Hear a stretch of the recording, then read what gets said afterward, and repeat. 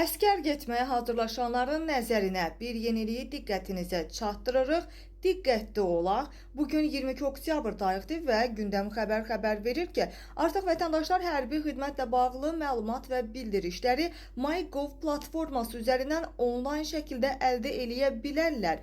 Bu imkan Səfərbərlik və Hərbi Xidmətə Çağırış üzrə Dövlət Xidməti ilə Rəqəmsal İnkişaf və Nəqliyyat Nazirliyinin tabeliyindəki İnnovasiya və Rəqəmsal İnkişaf Agentliyinin birgə layihəsi nəticəsində yaradılıb. Məlumata görə MyGov üzərindən vətəndaşlar ilkin hərbi qeydiyyat, hərbi həkim komissiyasının qərarları, möhlət hüququ, çağırışdan azad olma, hərbi xidmət haqqında məlumatlar və digər bildirişlərlə tanış ola bilərlər.